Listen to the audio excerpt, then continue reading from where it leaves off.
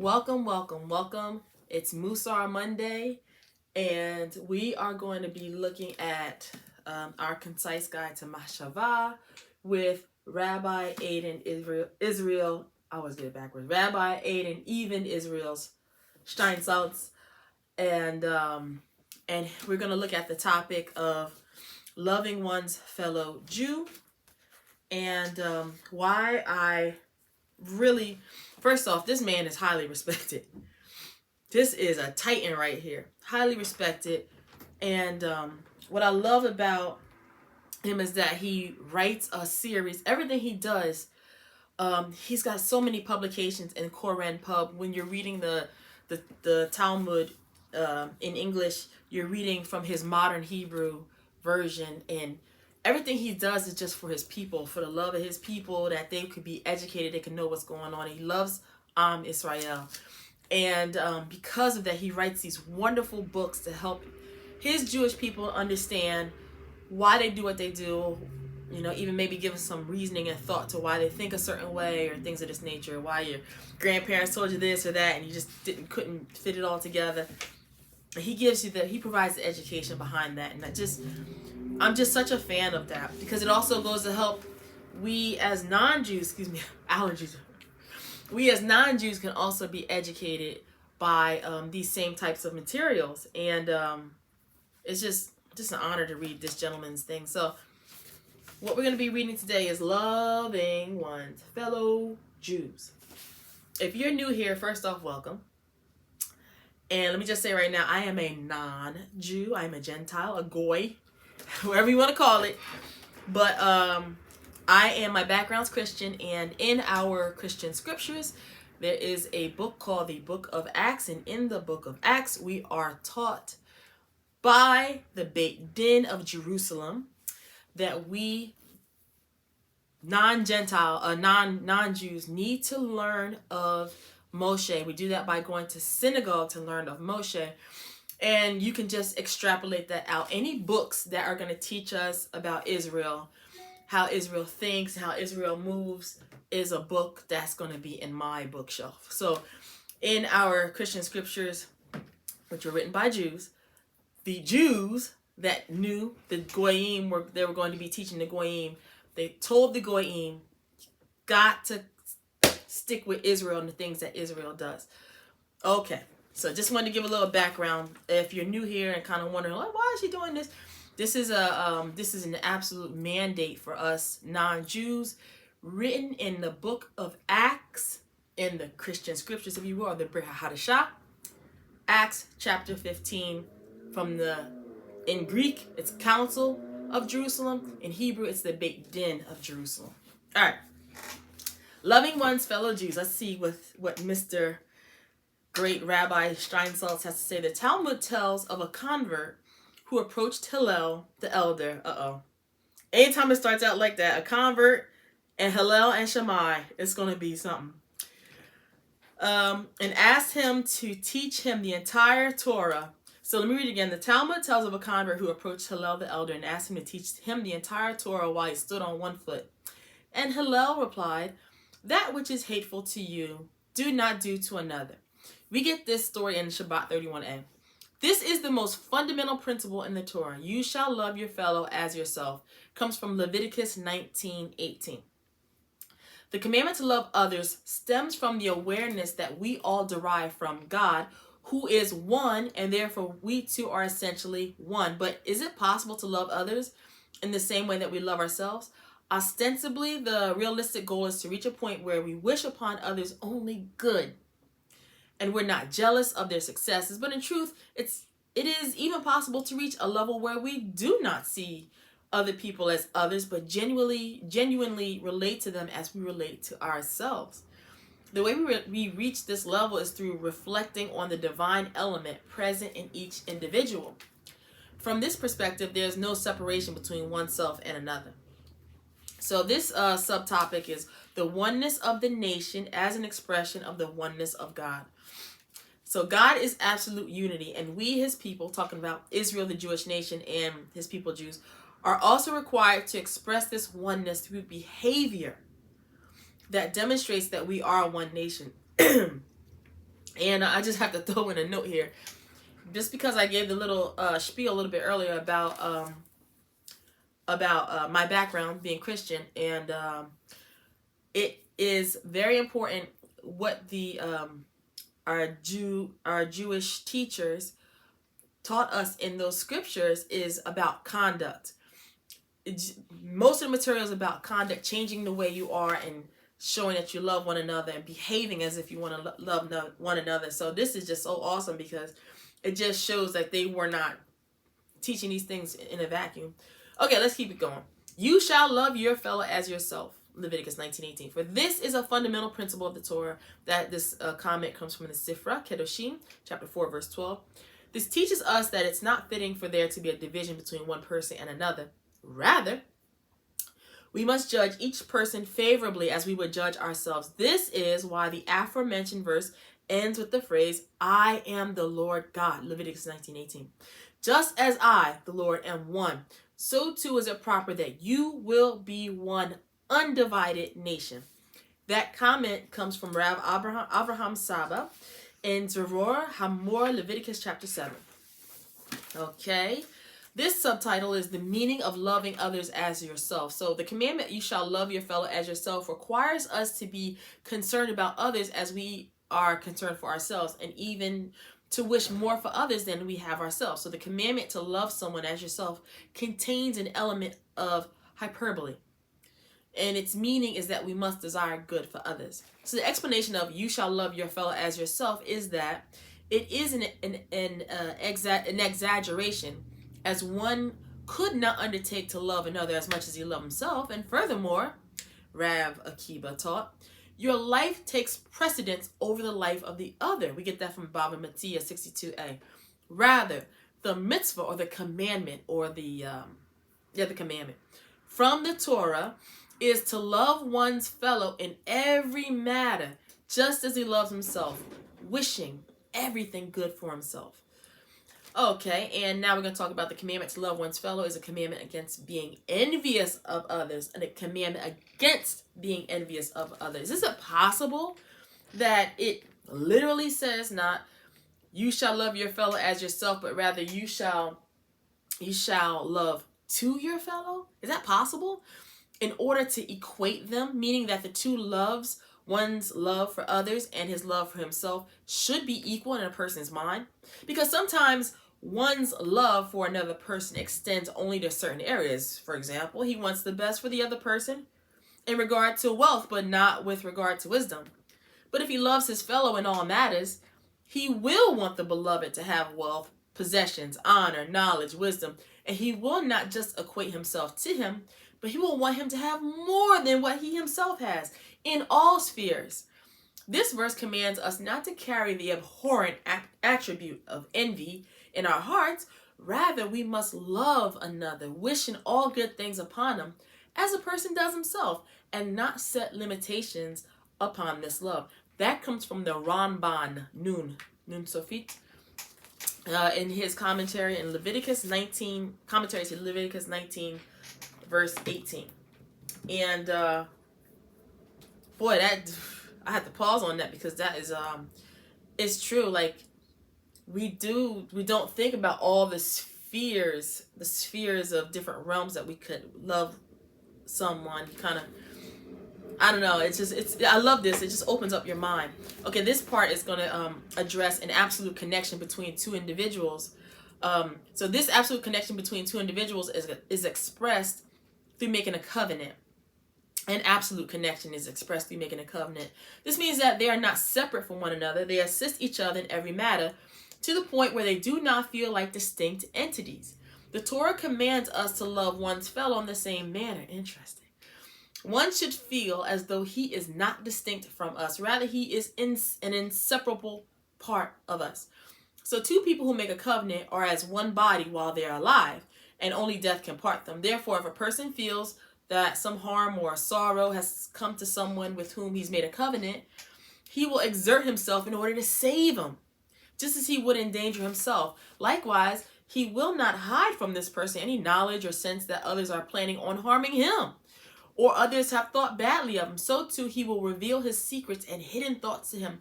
just as he reveals them to himself, because this person is not distinct from himself, and it is fitting that he love him as he loves himself. This is what the Torah states. You shall love your fellow as yourself, Leviticus 19:18. That is, just as your love for yourself involves no other, so too, with regard to your love for your fellow, you should not think of him as being distinct from you. As a definition of absolute love is that the lover and the beloved become one. This is why the numerical value of the word love, ahava, which is 13 in Hebrew letters, is the same as that of the word ehad, one. For the beloved is not separate from the lover at all. That comment comes from Rav Yosef Albo, Sefer Hayikarim, chapter 4, verse 45. Now, this subsection is called how to perform this commandment, this mitzvah. What's the mitzvah? What are we talking about? Loving another as yourself.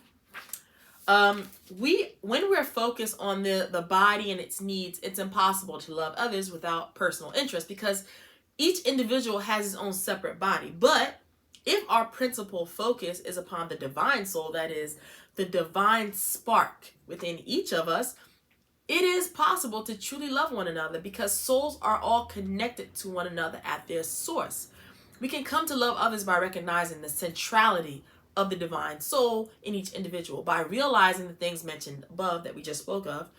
When one's body is despicable and abhorrent to him, and his joy is only the joy of the soul, this is the direct and simple way to fulfill the mitzvah or commandment of you shall love your fellow as yourself, with regard to every Jewish soul, and great and small.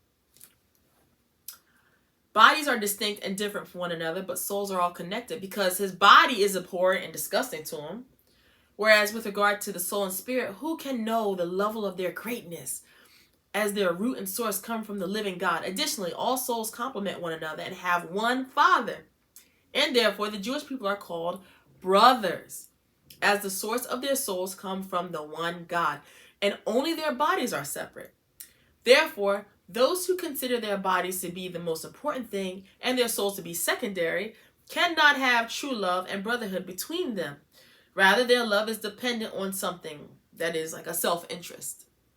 That comment comes from Rabbi Shneur Zalman of Liadi, from the Tanya in Likutei Amarim 32. And if anybody non-Jewish has heard that Jewish neshama or Jewish soul, that was a nice breakdown from Rav Zalman on how that works out, how we can, an easier way to think of that. Okay, let's keep it moving. We are all well aware of our own faults, but we are not distressed by them, because we love ourselves. Nevertheless, when another person points out our faults, we become angry. As he has emphasized our shortcomings and made them into an issue. The mitzvah of you shall love your fellow as yourself instructs us to relate to the shortcomings of others as we do our own. That is, our love for another individual must not be diminished as a result of his shortcomings. Due to self-love, we do not consider our shortcomings as serious. So just as a person doesn't find fault with himself, Shabbat 119a, it does not mean that he doesn't know his faults. On the contrary, he's able to perceive the extent of his deficiencies better than anyone else, as another person sees him with his eyes alone, whereas he can see his own heart. Rather, the meaning is that he does not consider his faults significant enough to become provoked by them. It's as though he doesn't see them. The tremendous love that he has for himself covers up all sins he is aware of. So why we become angry when another person exposes our shortcomings? Well, when another person perceives and understands one of his faults, he becomes exceedingly angry, even though he knows that it's the truth. The primary anger is not over the deficiency itself, as if his fellow has imagined something false, since he knows that it is in fact true. It's because he associates knowledge of his deficiency. It's because his associates' knowledge of his deficiency makes it substantial and activating. This was not the case when only he knew of it, when I kept it quiet, as my own personal love for myself covered up this deficiency. He is angry at his associate for exposing his fault and bringing it out of concealment. It has been covered up by love such that it was completely invisible. And now with regard to his fellow, it is visible as something of substance. So as the result of our love of others, we should not make an issue of their shortcomings. So this is the explanation of Shabbat 31a. That which is hateful to you, that is the exposure of your faults, do not do to another. Do not see his faults as sins, as something of substance. Rather, your love for him should be so great that it covers up his sins. Don't react as a result of your knowledge of these sins. This is like when one has a great passion for another person and is powerfully drawn to that person from the very essence of his soul. He does not acknowledge anything wicked about that person. That the person even does to him or does to him that will obstruct his love. Such actions are like nothing to him when compared with the strength of his love. This comment comes from Demah Tzedek Derech Mitzvotecha 28a. His subtitle is The Outcomes of Loving Others. So the love and connection between us makes it possible for us to stand together before God. Therefore, before praying, one needs to accept upon himself love for every Jew so that his prayer can ascend to God. Before one says his prayers in a synagogue, he must accept upon himself the mitzvah of you shall love your fellow as yourself. And he must have the intention of loving every Jew as he loves himself. For this is how his prayer will ascend, together with all prayers of Israel. And in this way, it will be able to rise up and produce a good outcome. That comment comes from Rabbi Yitzhak Luria, the Arizal, in Sha'ar HaKavanot Dereshei Birkot, HaShahar. This next and final subtopic is called Loving Others Results in Perfection of Self and Redemption. Love and mutual responsibility make it possible for each individual to observe all the mitzvot, all the commandments. As one person can perform a commandment for others, the mitzvah to love, or mitzvah or commandment to love the Jewish people, contains within it a special power that brings the redemption. How so, Rabbi Adin Israel Steinsaltz? Observing the mitzvah, the commandments, is impossible unless we augment one another, help out. Every Jew is obligated to fulfill 248 positive mitzvot. According to tradition, there are 613 mitzvot, commandments, in the Torah. 365 are prohibitions, you shall not do. And 248 are positive obligations, you shall do. So that's where you get that number for. So when he says every Jew is obligated to fulfill the 248 positive mitzvot, positive commandments, you shall do. But it's impossible for each individual to do this. However, by means of the love that exists among the Jewish people, each individual's 248 can be completed through the actions of his fellow. Therefore, the number 248, Resh Mem Het, contains the same letters as the word Rahem, which is the translation of the word love into Aramaic. This alludes to the fact that 248 mitzvot, commandments, are completed for each individual through Rahem, through the love that exists between us. Loving one's fellow Jews hastens the redemption. That's what we're waiting for, everybody, right? It is also known that when the attribute of love is fully manifest in the Jewish people, the redemption will come. Therefore, the verse states, I will set redemption between my people and your people tomorrow, lemahar. That's Exodus 8, verse 19. The word lemahar contains the letters of leramah for 248, that value, as well as letters of lerahem for love. This means that in the merit of the 248 positive mitzvot that will be received at Sinai, and in the merit of the love that the Jewish people have for one another, this sign of redemption will come to be. That's Exodus chapter 8, verse 19. But that comment comes from Rabbi Yosef Haim ben Ishai, year 1 Vayera. And if you are up to date on your Torah portions, you'll know Vayera is a Torah parsha. Okay, you know how Rav Steinsaltz always does it at the end. He gives us a nice little story and some quotes. So let's get to this story. When he was 5 years old, the Baal Shem Tov lost his father. The saintly Rabbi Eliezer. In the last moments of his life, when he lay on his sickbed, the father turned to his only son and gave him his final instructions. My son, do not fear anyone or anything in this world except the Holy One, blessed be He. Love every Jew with all your heart and soul, no matter who or what he is. With this short story, the father provided his son with everything he needed for his journey through life.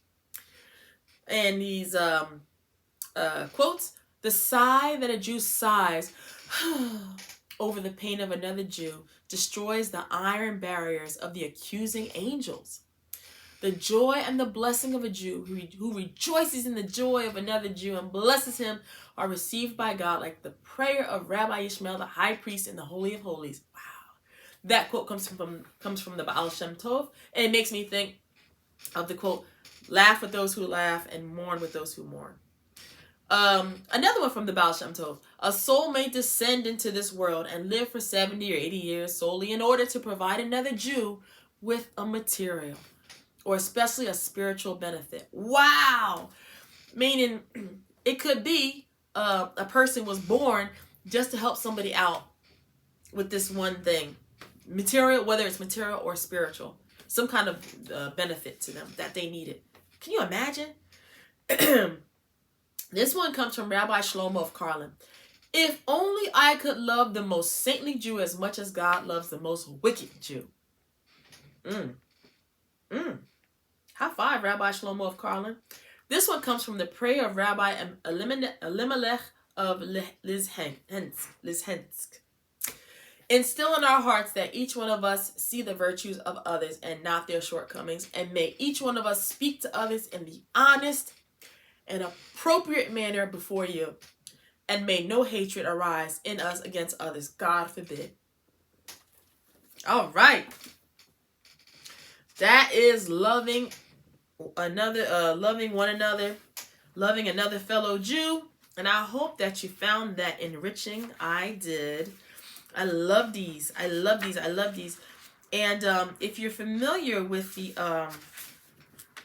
Christian scriptures, I hope that you can see that they didn't make up anything. You can see this literally comes from the teachings of Israel, and they should sound so familiar to you.